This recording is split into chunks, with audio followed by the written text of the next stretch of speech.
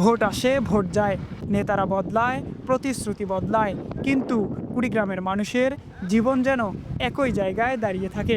প্রতিটি নির্বাচনের আগে বলা হয় এলাকা বদলাবে, উন্নয়ন আসবে, নতুন কর্মসংস্থান হবে, কিন্তু নির্বাচন শেষ হলে এই মানুষগুলো আবার হারিয়ে যায় অন্ধকারে। কুড়িগ্রামের ভোটাররা এখন আর শুধু প্রতিশ্রুতি চায় না, তারা চায় কাজ, চায় জবাবদিহিতা, চায় সত্যিকারের পরিবর্তন। আমরা প্রার্থী চাই, আমরা নদী ভাঙ্গা মানুষ।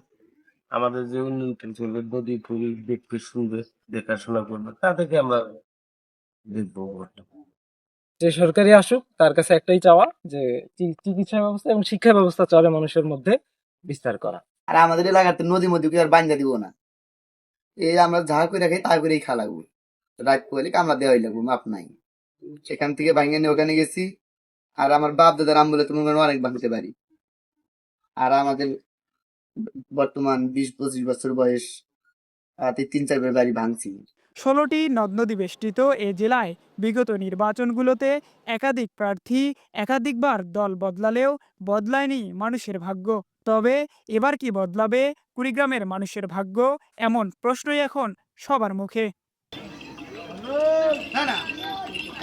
আব্দুল্লাহ আল আমিন, নিউজ ডেস্ক,